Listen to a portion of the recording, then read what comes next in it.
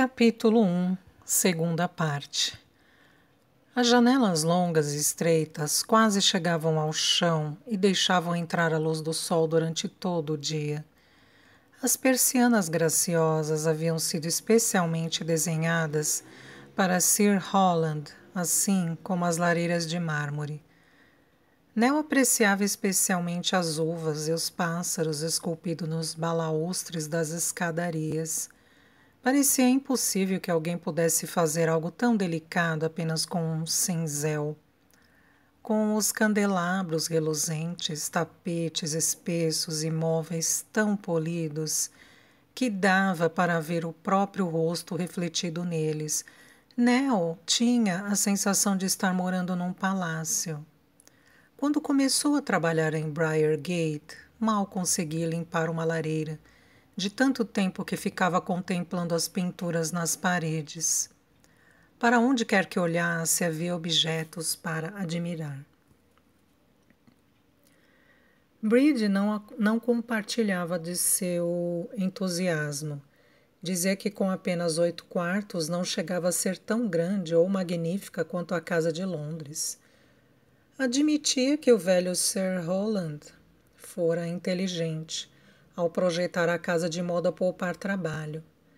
Ela costumava acrescentar com certo sarcasmo que ele já devia saber que o comércio de escravos seria abolido e que não conseguiria criados para trabalhar ali sem ter que pagar por isso. Nell achava que um mordomo, uma governanta e uma cozinheira, 4 criadas, mais jardineiros e cavalariços, além de várias outras pessoas que só vinham quando eram necessárias, era uma quantidade enorme de criados para cuidar somente de uma casa e de 2 pessoas. Mas Bride retrucava que não era uma equipe tão grande assim e que só conseguiam dar conta de tudo com facilidade devido ao projeto da casa.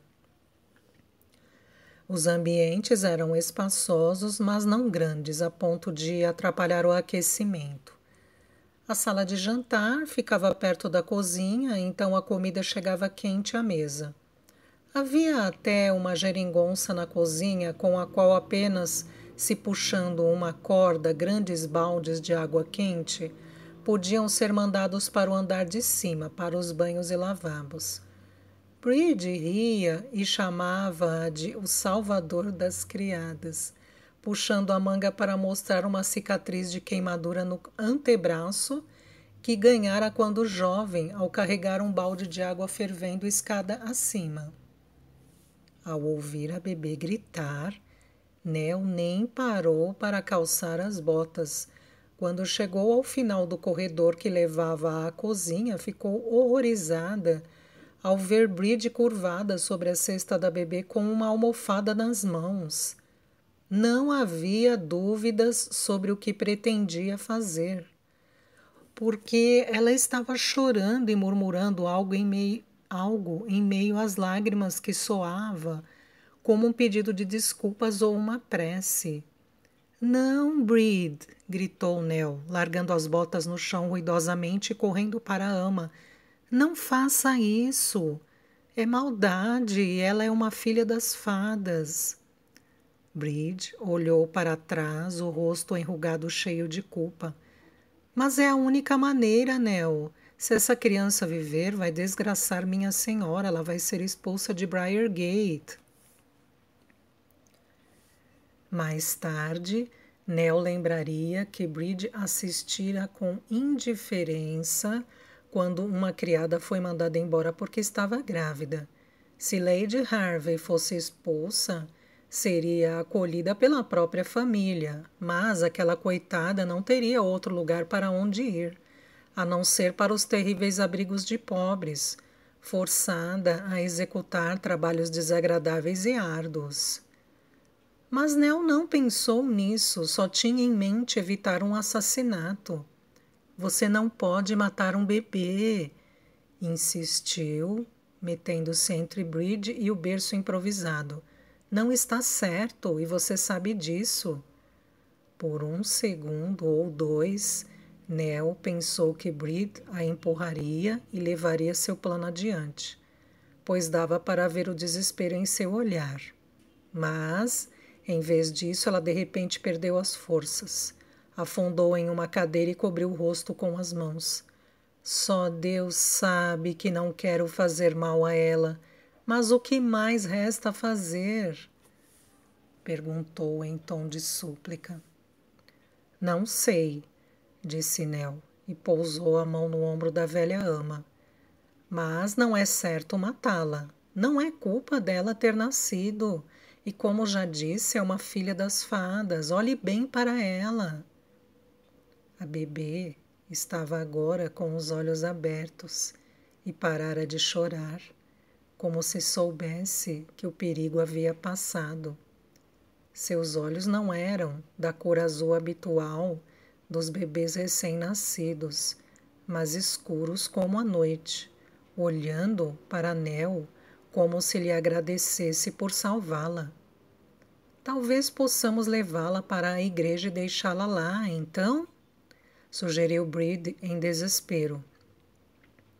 O reverendo Gosling acharia um lugar para ela. Nell balançou a cabeça. Sabia que os bebês que saíam da igreja iam para o abrigo dos pobres, e poucos sobreviviam mais do que algumas semanas.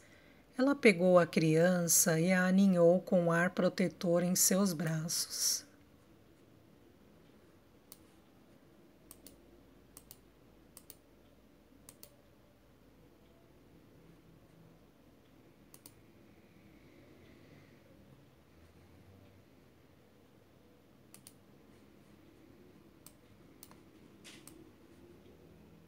Você sabe o que isso significa, lembrou a Breed.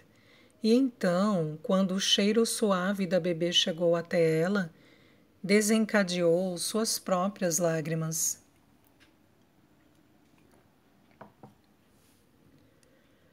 Durante alguns minutos, nenhuma das duas falou. Breed permaneceu com a cabeça entre as mãos, soluçando, enquanto Nell andava de um lado para outro, pela cozinha, acalentando a bebê.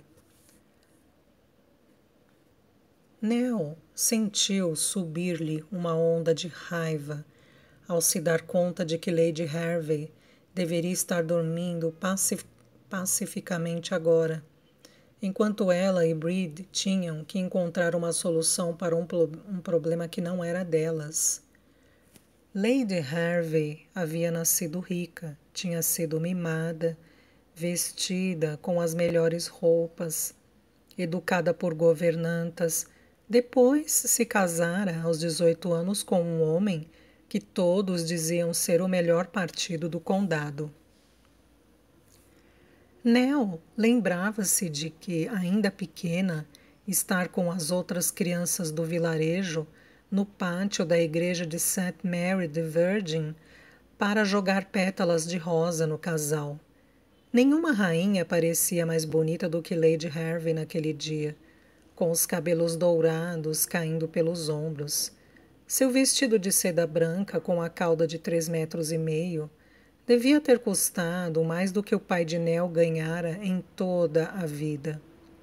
E Sir William não era apenas rico, também era bonito, esguio e alto, com cabelos claros, encaracolados e olhos muito azuis.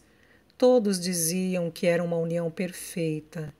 E alguns anos depois, quando Nell veio trabalhar em Briargate, às vezes via o casal rindo e correndo pela propriedade como dois pombinhos apaixonados, o que para ela confirmava isso. Então, por que Lady Hervey dormira com outro homem? Por que não devia assumir a responsabilidade pelo próprio pecado? Como se esperaria que Nell e até Breed fizessem se o mesmo acontecesse com elas? No entanto, embora pensasse dessa forma, ela sabia que, assim como Breed, não poderia suportar ver Lady Hervey desonrada. Ela podia ser mimada, mas era sobretudo uma mulher gentil e generosa. Nell não saberia dizer quantas vezes Lady Hervey tinha colocado um shilling em sua mão para entregar à sua mãe. Dera-lhe roupas antigas, deixava-a costurar vestidinhos e camisas para seus irmãos e irmãs, quando deveria estar trabalhando. Nunca batera nela e nem sequer resmungava quando Nell se mostrava desajeitada. No dia anterior, ela agradecera a Nell e Breed por sua lealdade e prometera-lhes que sempre cuidaria delas. A verdade era que, de muitas maneiras, Lady Hervey parecia uma criança. Tinha muita vida e animação, mas também era cheia de inocência. Esse homem, quem quer que fosse, devia tê-la seduzido quando estava solitária. Ninguém da família dela a visitou desde que o marido foi embora. Ela não tinha amigos em Somerset, só os amigos dele. Nell lembrava-se de ouvi-la chorar quando Sir William partiu para a América. Ela queria acompanhá-lo, mas ele não deixou. Como a própria mãe de Nell costumava dizer, você precisa andar com as botas de outra pessoa para saber como é para elas. Pensar em sua mãe deu uma ideia a Nell. Eu poderia levar a bebê para a minha casa, para minha mãe. Ela ainda deve ter leite para alimentar esta pequena.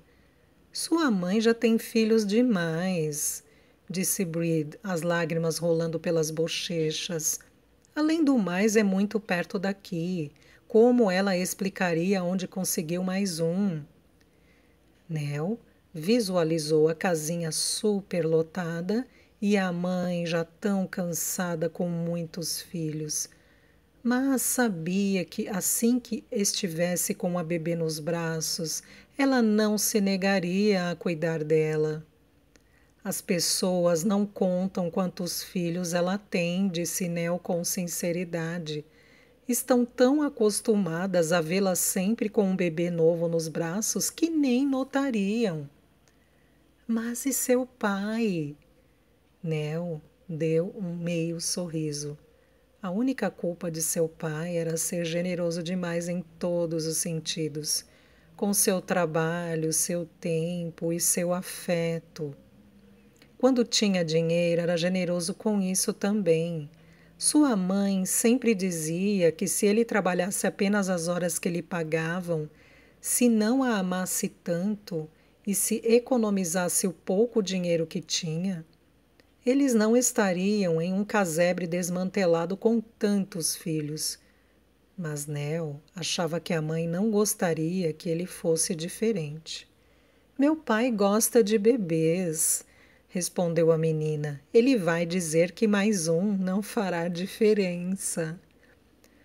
Breed secou as lágrimas no avental. Mas seus olhos ainda estavam cheios de ansiedade. Pode ter certeza de que eles não vão contar nada, continuou Nell, sabendo que era o que estava na mente de Breed. Nem os maiores saberão a verdade. Se eu a levar para minha mãe hoje à noite, depois que eles forem para a cama, vão acreditar que nasceu enquanto estavam dormindo. Breed ainda parecia insegura. Minha mãe tem partos rápidos, insistiu Nell. Quando Henry nasceu no ano passado, eles não sabiam de nada até o ouvirem chorar. Eu estava com ela, por isso eu sei. E a barriga dela já é tão grande de tantos bebês que eles quase esperam que mais um apareça da noite para o dia. Mas é um segredo que tem que ser mantido para sempre, lembrou Breed. Nell assentiu. Ela compreendia isso muito bem. A senhora me disse há algum tempo que se a criança vivesse, queria que fosse entregue a alguém que a criasse em troca de pagamento, disse Breed baixinho. Ela me pediu para procurar uma família e fui ver uma mulher no vilarejo de Breslington para resolver isso. Mas não gostei da mulher. Tinha uma expressão dura. E as crianças de que cuidava estavam sujas e com ar doentio. Pelo menos nós sabemos que sua mãe vai cuidar bem dela. Breed ficou em silêncio, evidentemente ponderando tudo o que sabia sobre Meg e Silas Renton e se eram confiáveis.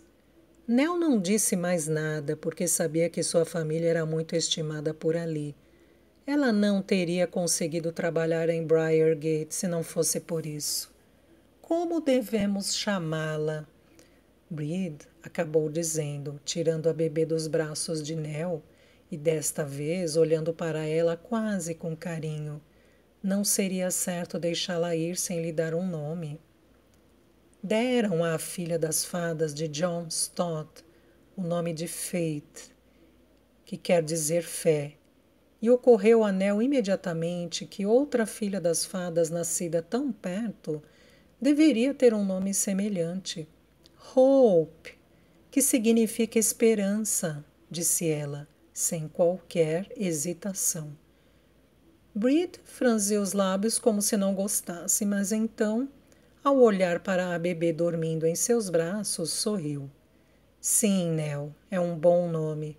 Espero que sua mãe passe a amar a pobrezinha. Espero também que um dia eu possa esquecer a maldade que ia fazer. Ela não se parece em nada com a Nossa Senhora. Então, talvez você esteja certa e ela seja mesmo uma filha das fadas.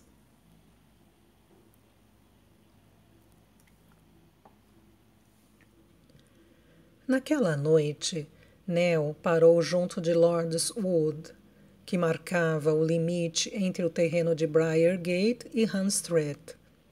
Trazia a bebê debaixo da capa, segura por um xale amarrado em seu peito. Pousando a cesta no chão, se virou para olhar para a casa, pois a lua estava cheia e ela conseguia enxergar tão bem, como se fosse dia. A melhor vista que se tinha de Briargate era a partir de seu longo caminho arborizado que saía da estrada em Chelwood. A propriedade aparecia, orgulhosa, em um terreno ligeiramente mais alto e podia-se ver o magnífico pórtico da frente, as elegantes janelas compridas e as grandes estátuas de mármore em torno do canteiro circular de roseiras, diante da casa. No verão era como uma pintura. As rosas e glicínias chegavam até as janelas dos quartos. Mas Nell estava na ala leste da mansão, na extremidade inferior do paddock, pois a maneira mais rápida de chegar ao vilarejo de Compton Dando era pela floresta. Vistos desse ângulo, à luz da lua, os abetos plantados nas margens do terreno davam mesmo a impressão de estarem protegendo Briargate. O luar se refletia também nas estátuas de mármore da fachada, e uma lágrima escorreu pelo rosto de Nell quando ela percebeu que a bebê dormindo em seus braços estava de fato perdendo seu direito de nascimento e sua mãe verdadeira. Vou dizer adeus por você, sussurrou. Sinto muito você não poder crescer no berçário fino, não ter vestidos de seda e criados para atendê-la. Mas acho que terá mais amor na nossa casa. A sensação de ter envelhecido 10 anos, quando se olhou no espelho aquela manhã, permanecera. Estava exausta, mas sentiu que mesmo dormir não a faria voltar a ser aquela menina despreocupada de alguns dias antes. Ouvira Lady Harvey chorando muito naquela tarde, e de repente ela não era mais uma mulher bonita e rica, que tinha o mundo a seus pés. Aos olhos de Nell, era apenas outra pobre alma que sofria pela criança que havia perdido. Hope tinha começado a chorar ao mesmo tempo, e tudo o que Nell podia fazer era dar-lhe água açucarada com uma colher na boca minúscula para que aguentasse até o fim do dia. Breed passara a maior parte da tarde revirando um baú no antigo quarto de criança de Sir William, à procura de roupas de bebê, camisolas, toucas e casaquinhos.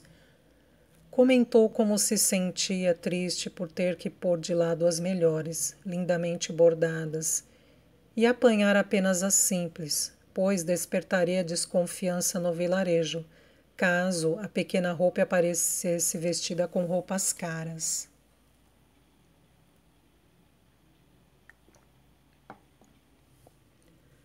No entanto, as fraldas, o cobertor e os outros itens embalados na cestinha ainda eram de muito melhor qualidade do que qualquer coisa a que Nell e seus irmãos estavam habituados. Hope ia mamar no seio que todos conheciam, passaria por dias de fome como eles, e descobriria que as crianças do vilarejo começavam a trabalhar desde tenra idade. Mas será que não conservaria alguma coisa de seus pais biológicos? Não apenas a aparência, o corpo e a estatura, mas uma consciência inata de que não pertencia verdadeiramente a uma classe de criados? Nell suspirou e pegou a cesta. Sabia que não era bom pensar nessas coisas e precisava seguir a trilha através do bosque com atenção, tomando cuidado para não tropeçar no escuro. Compton Dando ficava em um vale arborizado e era cortado pelo rio Shill. Para um vilarejo pequeno, com uma população de pouco menos de 400 pessoas, era um lugar movimentado, com uma hospedaria, uma padaria, a igreja, um ferreiro, um carpinteiro e um moinho. Durante o dia, ouvia-se ali uma barulheira infernal vinda dos moinhos de cobre em Pueblo e Woolard, os dois vilarejos mais próximos, seguindo o rio. E havia pequenas minas de carvão espalhadas por toda a área. Embora alguns homens de Compton Dando trabalhassem nos moinhos ou nas minas.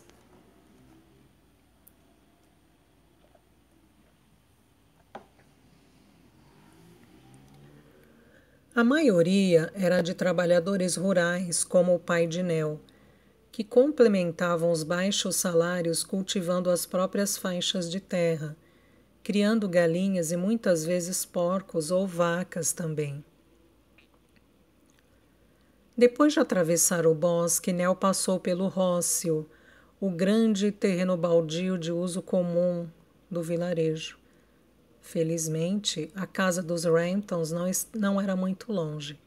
Se fosse perto da igreja, ela poderia ser vista por alguém que estivesse entrando na taberna Crown. Uma coruja piou no grande carvalho ao lado da casa modesta. Mas isso e o gorgolejo do rio foram os únicos sons ouvidos naquela noite. Nell! Exclamou Meg Renton quando viu a filha entrar pela porta. O que atrasa aqui tão tarde? A pequenina cabana estava iluminada por uma única vela, mas o fogo era somente um brilho vermelho desbotado. Um estranho presumiria que Meg estava sozinha em casa, mas na verdade havia uma porção de gente ali dentro. O pai de Nell estava na cama dos fundos do cômodo com Henry, o filho mais novo ao lado dele. As outras 8 crianças estavam numa espécie de mezanino, a que se chegava por degraus íngremes, com uma corda servindo de corrimão. Uma das coisas que Nell mais estranhou quando foi trabalhar em Briargate foi não poder ir para a cama ao anoitecer, como sempre fazia em casa. Gente da nobreza ficava acordada até tarde, pois podia apagar por dezenas de velas e lâmpadas a óleo, e não precisava se levantar ao nascer do sol. Entretanto, sua mãe nunca ia para a cama com o restante da família. Apesar de trabalhar mais do que qualquer um ali, ela se sentava junto ao fogo por 1 hora ou 2 com uma vela acesa, Dizia que era a única hora em que tinha um pouco de paz. Vendo o rosto cansado da mãe à luz da vela, Nell sentiu uma pontada de remorso por lhe trazer mais um fardo. Meg tinha 34 anos e 10 filhos. Além de um natimorto, tinham-lhe roubado a vitalidade e força de que Nell se lembrava de quando era pequena. O cabelo ainda era grosso e escuro, mas o corpo, antes esguio, tornara-se volumoso, e o rosto estava ficando enrugado e flácido.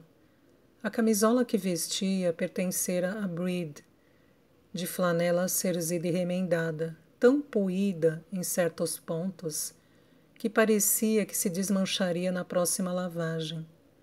Trouxe uma bebê, disse Nell com simplicidade, incapaz de pensar em uma maneira menos direta de apresentar Hope, tirando o capote e desatando o chale no qual a bebê estava aninhada.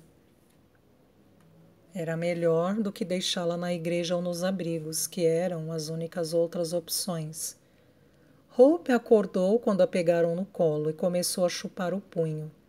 O mais resumidamente possível, Nell explicou como a criança viera parar em suas mãos e que precisava ser alimentada ou morreria. Meg desabotoou a camisola em silêncio. Pegou Hope e a colocou no peito sem dizer nada. Demorou alguns segundos para a bebê encontrar um mamilo, e só quando ela começou a sugar com regularidade é que Meg falou. Sua patroa devia ter vergonha, disse em voz baixa. Não está certo contar com as criadas para acobertar seu erro. Com medo de que o pai acordasse, Nell puxou um banquinho para perto da mãe e sussurrou a situação toda, incluindo o fato de Lady Harvey achar que a criança havia morrido. Ela é uma boa mulher, você sabe disso, mãe. Breed e eu não podíamos deixar que fosse desonrada.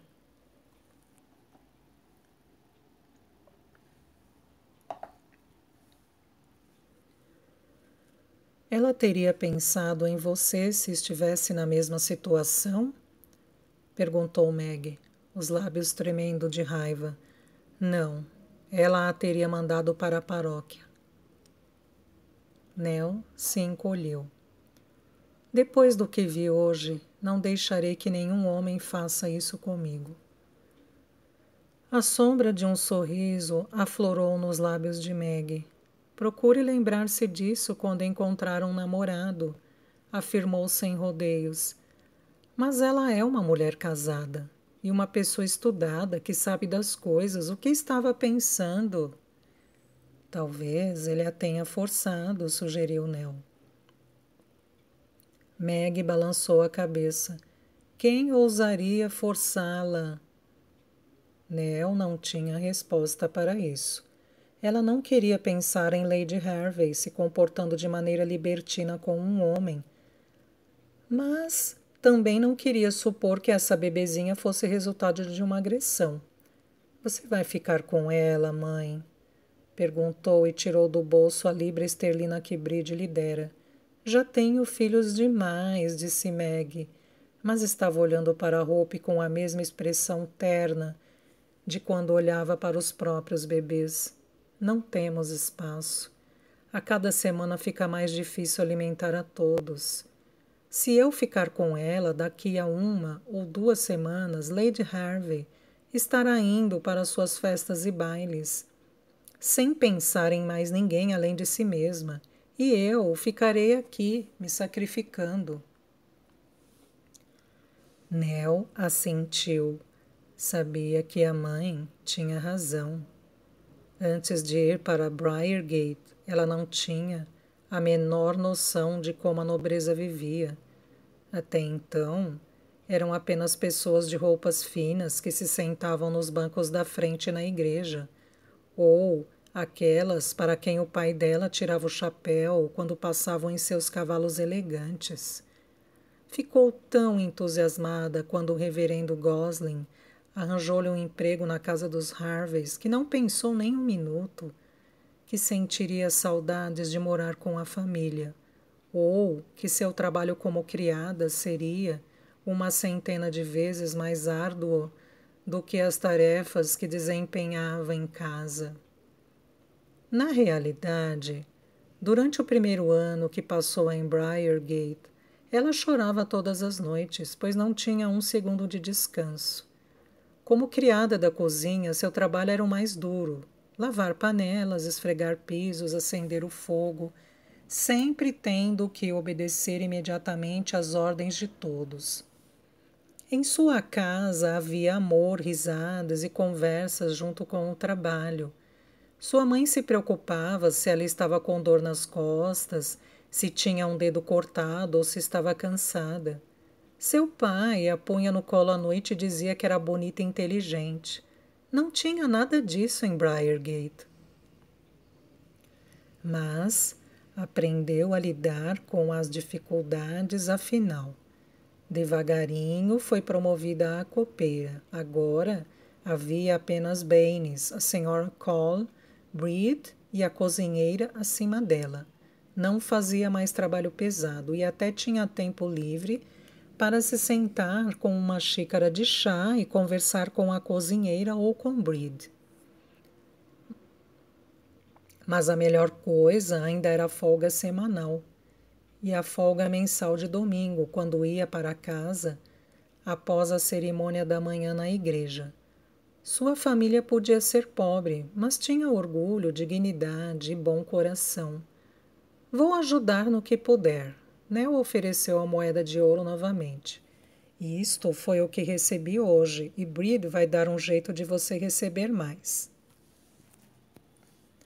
Vou pedir que ela leve James e Ruth para Briargate também. Isso vai ajudar. Silas, o pai de Nell, se considerava um homem de sorte. Depois de umas 2 canecas de cidra, ele tinha o costume de se gabar de ter a melhor esposa que um homem poderia ter, 10 crianças felizes e saudáveis, e que sua casa ficava no lugar mais bonito de Somerset. Contudo, permanecia o fato de que, por mais que Silas trabalhasse, o que tinham mal dava para o sustento diário. E quando não tinha trabalho, muitas vezes a família passava fome. Matthew, que aos 15 anos era o mais velho dos irmãos de Nell, também trabalhava no campo e contribuía regularmente com seu salário. Mas James e Ruth, que tinham 14 e 13 respectivamente, ainda não haviam conseguido encontrar trabalho permanente. Depois deles vinham Alice, Toby, Prudence, Violet e Joe, cujas idades iam de 9 até 2 anos e meio, e finalmente o bebê Henry, que recentemente fizera seu primeiro aniversário. Eu pensei em manter Ruth em casa para me ajudar com os pequeninos, mas Alice também leva jeito para cuidar deles, disse Meg com a voz cansada. Ah, Nell, você tem sido tão boa. Não é justo assumir essa incumbência. Nell pensou em quão abnegada era sua mãe. Se concordasse em ficar com a criança, iria amá-la e cuidar dela da mesma forma que fizera com todos os filhos. E Nell não tinha dúvidas de que, dali a 1 ou 2 semanas, Meg provavelmente já teria esquecido que não dera à luz àquela criança, mas jamais permitia que tirassem proveito de sua bondade. Não sou eu quem está assumindo a incumbência, afirmou Nell. É você, mãe. Pode me dizer para levá-la embora se quiser. O que estou lhe pedindo para fazer não é nada fácil, mas, se concordar, farei tudo o que puder para ajudar, prometo. Meg acariciou o rosto da filha sem falar nada. Parecia que a pequena Hope tinha ficado satisfeita, pois deu um suspiro e soltou o mamilo entumecido.